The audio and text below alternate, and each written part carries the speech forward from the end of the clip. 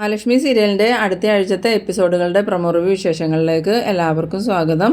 ഇപ്പോൾ നമ്മളുടെ ഉണ്ണിയും വാമദേവനും കൂടി ഒരു കടുത്ത തീരുമാനം തന്നെ എടുത്തിട്ടുണ്ട്.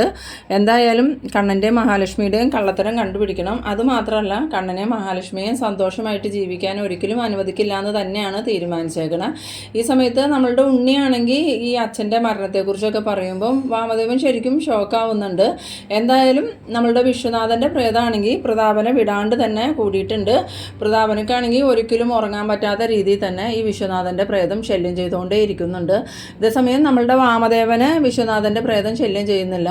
അപ്പോൾ സ്വാഭാവികമായിട്ടും ഈ പ്രതാപന് സംശയം തോന്നുന്നുണ്ട്, എന്തുകൊണ്ടാണ് വാമേട്ടനെ ശല്യം ചെയ്യാത്ത, ഇനിയിപ്പോൾ ഞാൻ കൊന്നതുകൊണ്ടായിരിക്കും എന്നുള്ള ആ ഒരു ധാരണയിലൊക്കെ തന്നെയാണ് ഇരിക്കണേ. എന്തായാലും വിഷുവിന് കണ്ണൻ മഹാലക്ഷ്മിയുടെ അടുത്തേക്ക് പോകാതിരിക്കില്ല. അനന്തുവിൻ്റെ വീട്ടിലായിരിക്കും കണ്ണൻ വിഷുവിന് സദ്യ കഴിക്കാൻ പോകുന്നത്. അപ്പോൾ കണ്ണൻ എന്തെങ്കിലും തന്ത്രം പറഞ്ഞ് കമലേശ്വരത്തു നിന്ന് ഇറങ്ങുമ്പം കൂടെ തന്നെ ഈ ഉണ്ണി പുറകെ ഫോളോ ചെയ്ത് പോകാനാണ് സാധ്യത. അങ്ങനെ പോകുന്ന ഉണ്ണിക്ക് പെട്ടെന്നൊന്നും ഈ അനന്തുവിൻ്റെ വീട്ടിലേക്ക് കയറി പറ്റാനൊന്നും പറ്റില്ല. കാരണം എന്തായാലും ഈ അനന്തുവിൻ്റെ വീട്ടിൽ വിഷു ആഘോഷിക്കാനായിട്ട് നമ്മളുടെ മാർക്കോയും ലോപ്പസും സാഹിറും മഞ്ജുവും ഒക്കെ ഉണ്ടാവും. എന്തായാലും സാഹിറിനെയും മഞ്ജുവിനെയും അതുപോലെ മാർക്കോയും ലോപ്പസിനെയും പിന്നെ അങ്ങോട്ട് പോകുന്ന കണ്ണനെയൊക്കെ കാണുമ്പോൾ തന്നെ ഉണ്ണിക്ക് കാര്യങ്ങളൊക്കെ മനസ്സിലാവും. ഇവരെല്ലാവരും കൂടി ചേർന്ന് നടത്തുന്ന ഒരു അഭിനയം മാത്രമാണിത്. ഇനിയിപ്പോൾ ഈ കുഞ്ഞ് കണ്ണേട്ടൻ്റെ ആണോ എന്നും തിരിച്ചറിയണം എന്നുള്ള ഇതിൽ ഈ ഉണ്ണിയാണെങ്കിൽ ആരും കാണാത്ത രീതിയിൽ ഈ അനന്തുവിൻ്റെ വീട്ടിലോട്ട് പോകുകയൊക്കെ ചെയ്യും. അങ്ങനെ അനന്തുവിൻ്റെ വീടിൻ്റെ ജനലേക്കടെങ്ങാനും ഒളിഞ്ഞു നോക്കുന്ന സമയത്തായിരിക്കും നമ്മളുടെ ഉണ്ണി കണ്ണൻ നടക്കുന്ന ആ ഒരു കാഴ്ചയൊക്കെ കാണുന്നത്. എന്തായാലും ഉണ്ണി സംശയിച്ചതിലും കൂടുതൽ കാര്യങ്ങൾ ഇവിടെ നടക്കുന്നുണ്ടെന്ന് മനസ്സിലായ ഉണ്ണിക്ക് അത് ഒരിക്കലും താങ്ങാൻ പറ്റില്ല. ഇനിയിപ്പോൾ എന്തായാലും ഉണ്ണി ചെന്ന് ഈ വിവരങ്ങൾ പറഞ്ഞ് കരുണ ഈ വിവരങ്ങൾ അറിഞ്ഞു കഴിഞ്ഞാൽ ഉറപ്പായിട്ടും കരുണ പിന്നെ കമലേശ്വരത്തേക്ക് വരികയില്ല. മഹാലക്ഷ്മിയും കണ്ണനും പിരിഞ്ഞ ആ ഒരു സന്തോഷത്തിലും പിന്നെ ഉണ്ണിയുടെ അച്ഛനെ കൊന്നത് പ്രതാപന എന്നുള്ള ആ ഒരു ഭയത്താലുമാണ് ഇപ്പോൾ ഉണ്ണിയുടെ കൂടെ ഈ കരുണ താമസിക്കുന്നത് തന്നെ. ഇനിയിപ്പോൾ കണ്ണനും മഹാലക്ഷ്മിയും പിരിഞ്ഞിട്ടില്ല. കണ്ണൻ്റെ കുഞ്ഞാണ് മഹാലക്ഷ്മിയുടെ വയറ്റിൽ വളരുന്നതെന്ന് അറിഞ്ഞാൽ ഉറപ്പായിട്ടും ഉണ്ണിയായിട്ടുള്ള ബന്ധം തന്നെ ഈ കരുണ വേണ്ടാന്ന് വയ്ക്കും. പിന്നെ ഉണ്ണിയും വാമദേവനും എന്തായാലും അടങ്ങിയിരിക്കാനൊന്നും പോകുന്നില്ല. ഇതറിയണ ദുർഗയും ഉണ്ണിയും വാമദേവനും സീമന്തിനെയും എല്ലാവരും കൂടി ചേർന്ന് കണ്ണനെയും മഹാലക്ഷ്മിയുടെ വയറ്റിൽ വളരുന്ന കുഞ്ഞിനെയൊക്കെ നശിപ്പിക്കാൻ പോകുന്ന എപ്പിസോഡ് തന്നെയാണ് വരുന്നത്. പക്ഷേ നമ്മളുടെ ആ ഒരു ദിവ്യമായിട്ടുള്ള അമ്മയും മാർക്കോയും മഹാലക്ഷ്മിക്കും കണ്ണനും സഹായമായിട്ട് എപ്പോഴും ഉള്ളതുകൊണ്ട് തന്നെ ഇവർക്ക് ആർക്കും മഹാലക്ഷ്മിയോ കണ്ണനെയോ മഹാലക്ഷ്മിയുടെ കുഞ്ഞിനെയോ ഒന്നും തന്നെ ചെയ്യാൻ പറ്റില്ല. കാരണം വേറൊന്നുമല്ല, മാർക്കോ ആ ദിവ്യയായ അമ്മയോട് ചോദിക്കുന്നുണ്ടായിരുന്നു, മഹാലക്ഷ്മിയുടെ കുഞ്ഞ് ജനിക്കില്ലേ, ആ കുഞ്ഞിന് എന്തെങ്കിലും ആപത്ത് സംഭവിക്കുമോ എന്ന് ചോദിക്കുമ്പം ആ ഒരു അമ്മ മറുപടി പറയുന്നുണ്ടായിരുന്നു, മഹാലക്ഷ്മിയുടെ കുഞ്ഞിൻ്റെ ജനനം കുറച്ച് ബുദ്ധിമുട്ടായിരിക്കും, എന്നാലും ആ കുഞ്ഞ് ജനിക്കും. ആ കുഞ്ഞിന് ജനനം തടയാനൊന്നും ആർക്കും സാധിക്കില്ല. അതുമാത്രമല്ല, ഒരു ദൈവിക ശക്തിയുള്ള കുഞ്ഞ് തന്നെയാണ് കണ്ണനും മഹാലക്ഷ്മിക്കും ജനിക്കണേന്ന്. അതുകൊണ്ട് തന്നെ മഹാലക്ഷ്മിയുടെ കുഞ്ഞിനോ കണ്ണനോ മഹാലക്ഷ്മിക്കോ ഒരാപത്തും സംഭവിക്കില്ല. പിന്നീട് ഈ ആഴ്ച തന്നെ നമ്മളുടെ മേഘനാഥനാണെങ്കിൽ റിക്കവറായി വരുന്ന ലക്ഷണമൊന്നും കാണിക്കുന്നില്ല. എന്തായാലും വാമദേവനും ഉണ്ണിയും ഇടയ്ക്കിടയ്ക്ക് മേഘനാഥനെ പോയി കാണുകയൊക്കെ ചെയ്യുമെങ്കിലും മേഘനാഥന് ഒരു മാറ്റമില്ല. അത് വേറെ ഒന്നും കൊണ്ടുമല്ല, ആ ദിവ്യയായ അമ്മയുടെ ഒരു ശക്തി കൊണ്ട് തന്നെയാണ് മേഘനാഥന് ഒരനക്കവും ഇല്ലാതെ ഇങ്ങനെ കിടക്കുന്നത്.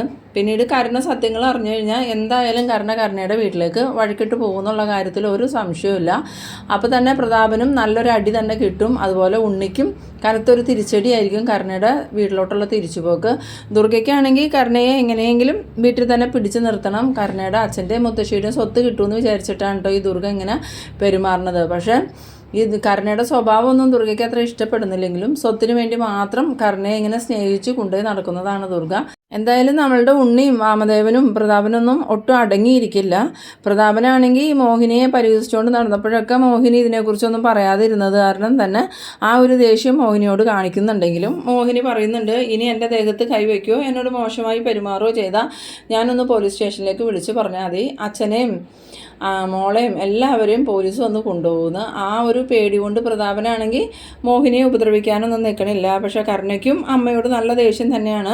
ഈ മഹാലക്ഷ്മിയുടെ വയറ്റിൽ വളരുന്ന കുഞ്ഞ് കണ്ണൻ്റെ ആണെന്ന് അറിഞ്ഞിട്ടും ഈ മോഹിനിയും എല്ലാവരിൽ നിന്നും ഇത് മറച്ചു വെച്ച ആ ഒരു ദേഷ്യവും വൈരാഗ്യവും കരുണയുടെ മനസ്സിലുമുണ്ട്. പക്ഷേ മോഹിനി അതൊന്നും കാര്യമാക്കാണ്ട് തന്നെയാണ് മുന്നോട്ട് പോകുന്നത്.